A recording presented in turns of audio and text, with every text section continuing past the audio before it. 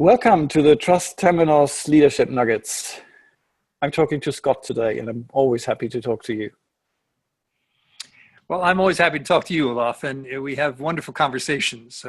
This man pulls the best out of me in many different ways, dialogically and conversationally. So it's great to talk to you, and it's great to be making a little video here because the TrustTemenos Leadership Academy is very close to my heart. I was part of the first cohort that went through it, and Christine and Olaf do an amazing job in holding that space. It's a great place to be, so I'm delighted to be talking about that today here. So Olaf, we wanted to talk a bit about what are your hopes and dreams for the Academy and for some of the trainings you do around it. So I just kind of like to open that to you. Kind of what are your hopes and dreams for this work? Well, this is a really big question. When you sent that suggestion to me an hour ago, I was like, how is that going to fit into 5 minutes? And I think it does. I was thinking that too. My personal mission, and this is very much aligned with our TrustTemenos leadership work, is to give people options to liberate them from oppression, to increase freedom of choice in the world. And when I see organizations, I see systems limited by people who are sometimes afraid, sometimes not ready, sometimes they don't know how, sometimes they don't dare to do the things they would like to happen, or do what they would need to do to create the results they would like to have happen.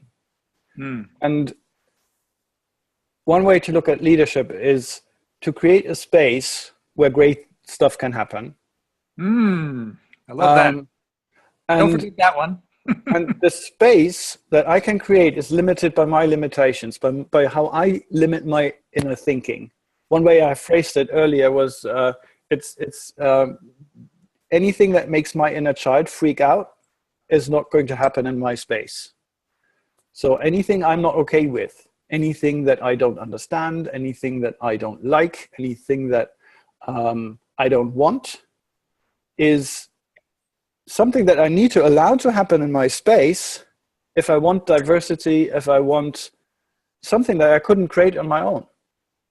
Because otherwise, I could just work on my own. If I want more than me, if I want something to happen that's bigger than what I can do, that's bigger than any of us could do, I need to create a space where not only I, but also the other people who are invited are okay with, become okay with, not liking, not wanting, not understanding, something that's going on, but that's potentially interesting and potentially valuable.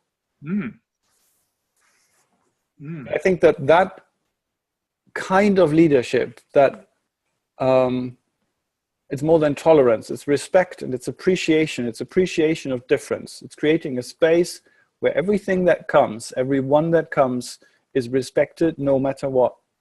And can come with whatever they want to bring, and they can come again if they don't manage to follow through, because it's hard to learn, it's hard to overcome your inner impediments and actually do stuff that you don't think you deserve to do, or stuff that you don't think you are allowed to do, or stuff you don't think that, I don't know, should be done. There's so many expectations, so many limitations in our culture. And this is what I dream of changing. And wherever I've seen that happening in organizations, wherever I've seen organizations which had this space, which had this general permission to show up and to do great stuff, even if it's not expected, even if it's not exactly what was planned, etc., that's when the new things come up. Wonderful. So, and when creating space and when new things come up, is there anything more about that?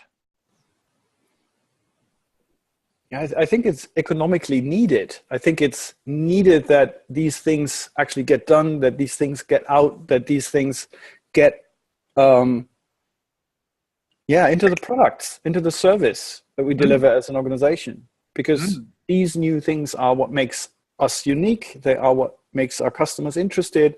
They make relationships interesting. So I think this is ultimately where organizations create value. So if we allow more of that to happen, the organizations will become more effective, more valuable. People will be able to bring their whole potential into the work and into the product and into the service. And I think that's what this world needs, that we have more people more fulfilled with their work and creating better products, better services for us and for this planet. And when creating products and services in that way, what happens just before that?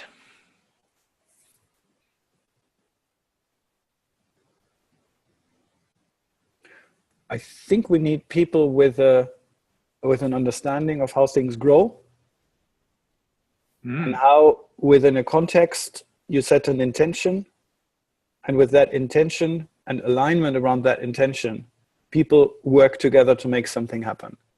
And is there a relationship between all of that and the leadership work that you're doing? Yes, absolutely, because that kind of leadership is what we bring into the world in multiple offerings, in the book that we've published, showing up in the Certified Agile Leadership courses that we're doing, and in the Leadership Academy, which is the kind of full version, long version, 10-month program, which you've gone through in our first cohort. Yes. And it's so amazing to see the results of this work. It is indeed. It is indeed. Yeah, I can vouch for all of that. So thank you. I think that's exactly the way it works. And I'm really delighted to be part of it and to have witnessed it and to be one of your friends and students. So thank you very much. This has been a great conversation for me, and I look forward to many more of the same. Thank you, Olaf. Thank you.